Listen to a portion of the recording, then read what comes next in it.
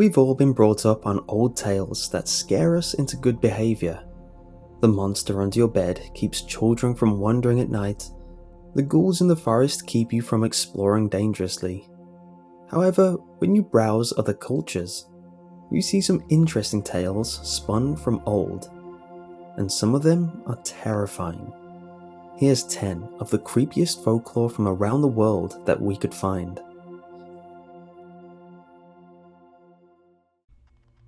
Pukwudgies, a creature from Native American mythology, have recently come into popular consciousness thanks to J.K. Rowling and her establishment of Ilvermorny, the North American school of wizardry. Although in Rowling's universe they're said to represent the heart of a witch or wizard, the origins of the Pukwudgie are much darker than it would seem. Originally, Pukwudgies were pesky little creatures who were incredibly jealous of a giant known as Maushop.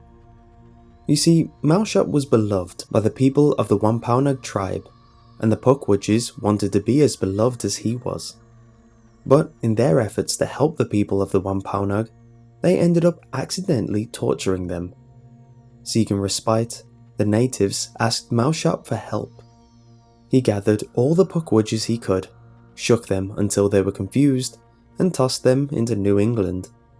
Convinced they were dead, and no longer a concern, he left the village on a trip. But not all of the Pukwudgies died. The survivors made their way back, hell-bent on getting revenge. Without Maushop, the village was defenseless.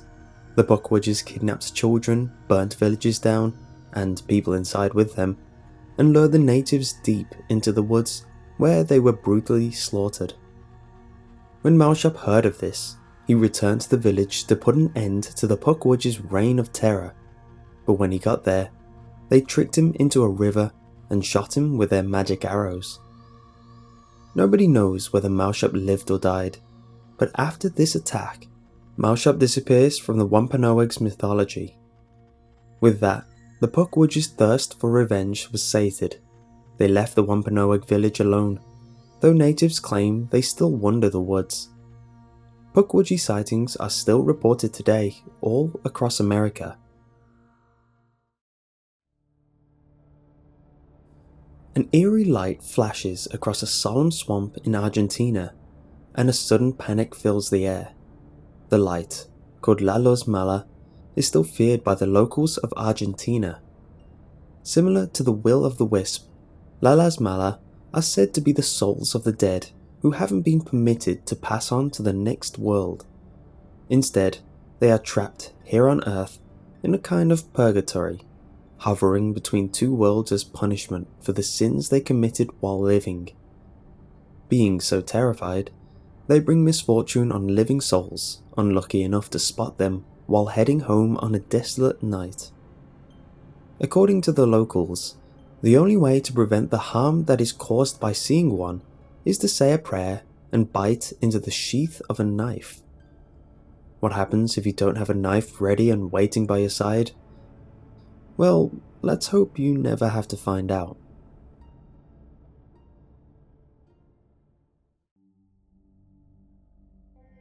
It's past midnight and you're in Stockholm, waiting on the train for home. Finally, it comes. But it's not the familiar green train you expected. Instead, it's a silver train. All paint stripped off until the silver of the steel underneath remains.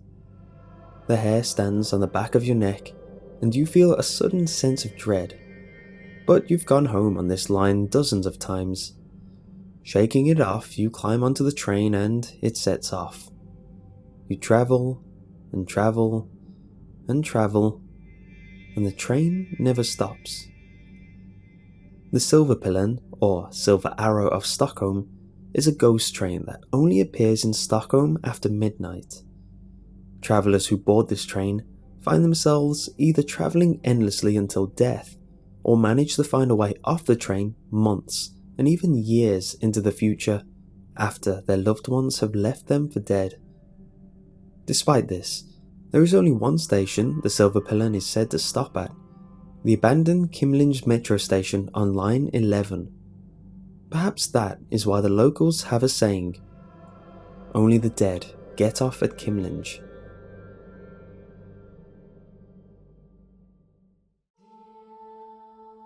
Dozens of creepy tales surround the Waimea Valley Falls in Hawaii. According to the folklore, a restless spirit haunts the falls, its temple located just beneath the surface of the water. Every so often, the spirit gets restless and desires a sacrifice, which it claims from those unfortunate enough to be swimming in the lagoon at the time. In fact, there have been multiple deaths at the falls over the years, despite the fact that they've only been documented since 1950. One of the first reported deaths occurred in 1952, when a sailor drowned after jumping from the falls. His friends claimed he came up to the surface of the water only to be seemingly dragged back under. Later that night, they heard the sounds of someone running out of the water of the lagoon, escaping through the woods, only to return to the lagoon again and again throughout the night. Today, only professional divers are allowed to jump from the falls, but even so, they're apparently not the only ones. Once, a visitor took a photo of two of the divers jumping from the falls. Despite both being in a tucked position, a third shadow was seen, body fully outstretched. One of the most popular legends from the Dominican Republic, the legend of Lesykwah, can be found in another form in other cultures as well. Lesykwah is a demon similar to a succubus, an extremely beautiful female creature that seduces men to their deaths, devouring their bodies or sucking out their souls. Lesykwah differ from succubi in a big way, however. Rather than appearing at night, they appear as normal, beautiful women whose only hint to their diabolical natures are their backwards facing feet. The most common refrain of Sequapua tales describes the demon living deep within caves, luring lost and lonely men to her side. The men, thrilled to find someone willing to listen and care for them, are slowly drawn in by her beauty and hypnotic stare. Ignoring their better judgment, they willingly give their hearts to the Sequapua and the hint of a happy future she represents. They follow the Sequapua into her abode, where she either kills and eats them or traps them in the cave with her forever, so neither of them will have to be lonely ever again.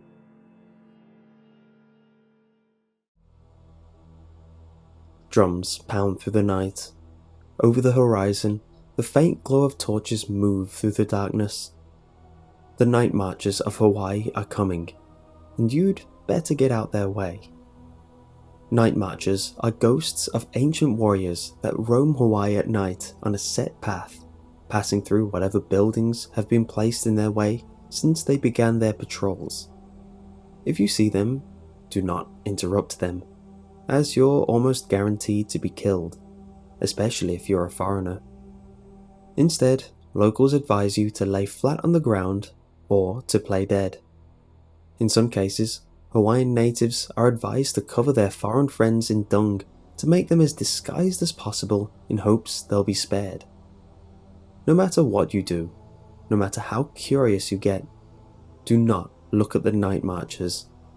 If you do, and you make eye contact with them, they will be the last thing you see.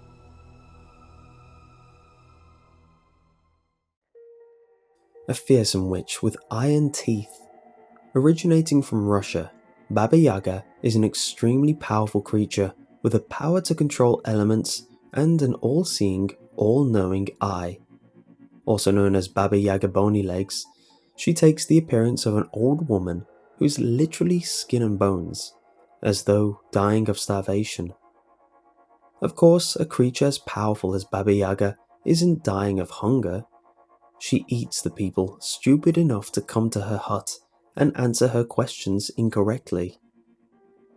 Did you come of your own free will, or did someone send you? What is perhaps most frightening about Baba Yaga is that she is not always evil. She appears throughout many old Russian tales, and as often offers deep wisdom to our protagonists as she eats children alive. But be warned, her gifts of wisdom might not be what you expect. Baba Yaga knows all that has passed, is passing, and will pass, and will always give a truthful answer. Ask your question only if you want to know the brutal, honest truth. So the next time the wind goes wild and trees creak and groan, see if you can hear the cries of spirits and ghosts echoing in the night. If you can, get ready. Baba Yaga has come for you.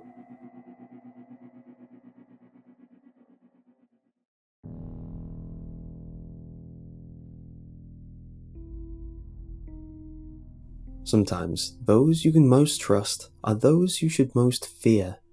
In this Inuit tale, Sedna is a young woman living with her single father.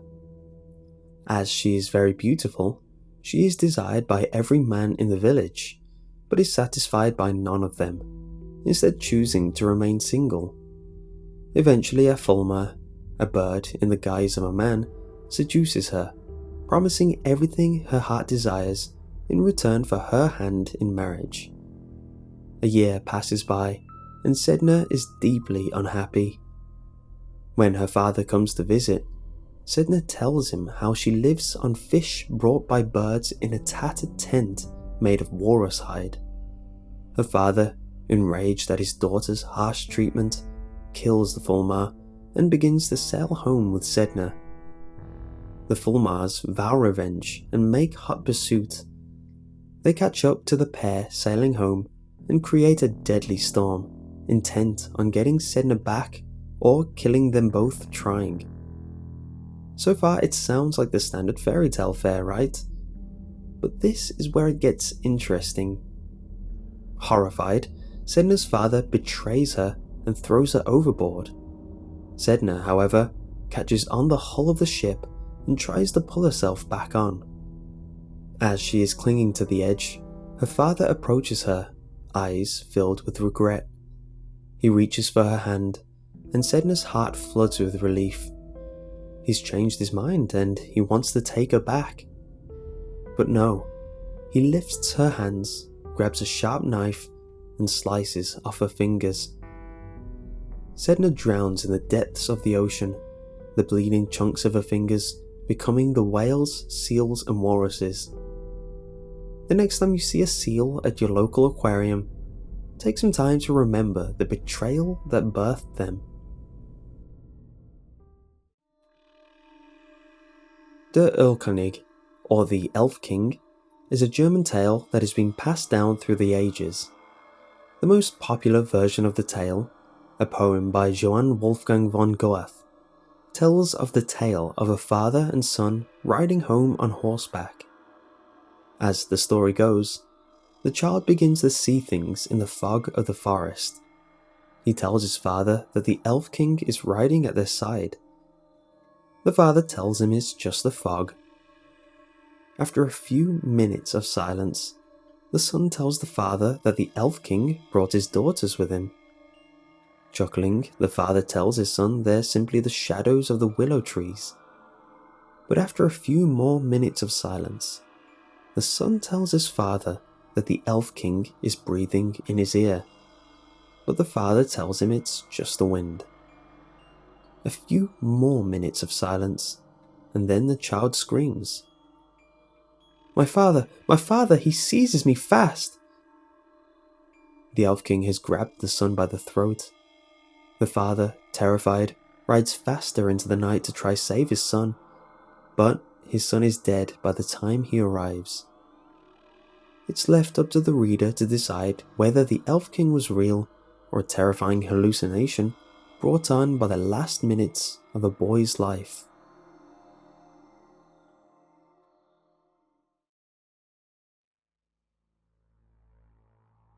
A story so powerful that even the play based off of it is considered haunted. The tale of Peony Lantern first entered Japan in the 17th century, and it goes as follows. It is the night of a Japanese festival called Oban, honoring spirits of ancestors. A beautiful woman, accompanied by a young girl holding a peony lantern, strolls past the house of a widowed samurai named Ogiwara. Seeing the woman, he falls instantly in love and vows to have an eternal relationship with her. Every night they meet in secret starting at dusk, with the girls always leaving before dawn. After several nights of this, an elderly neighbour grows suspicious of the strange women who only visit at night. When the beautiful woman and the girl with the peony lantern come back, the elderly neighbour peeks through a hole in the wood and finds Agiwara in bed with a rotting corpse and a skeleton with a peony lantern standing watch at the door. The neighbour warns Agiwara when the women leave, who is horrified to discover he's been in love with a skeleton. They consult a Buddhist priest who tells Agiwara he is in grave danger unless he can resist the women. He places a protective charm on Agiwara's house and leaves. That night, the women return, but the charm prevents her from entering Agiwara's house. Instead, she calls him from outside, pleading with him to return to her and reminding him of his vow of eternal love. Agiwara tolerates her sobs and cries until just before dawn, when his resolve breaks. Unable to resist, Agiwara goes to her and follows her to her house, a grave inside a temple. The priest finds him the next morning, dead in a skeleton's arms. Superstition holds that the actors who play the ghost roles in the play adaptation of The Peony Lantern will inevitably come to harm. This superstition has been held to be true ever since a performance in 1919, when the two actresses playing the ghost woman and her maid got sick and died within a week of each other. If you're ever given the opportunity to play a role in this show, you might want to give it a second thought.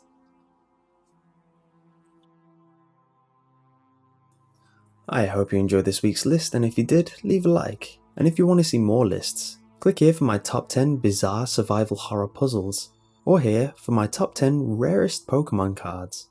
And if you want to see more in the future, subscribe.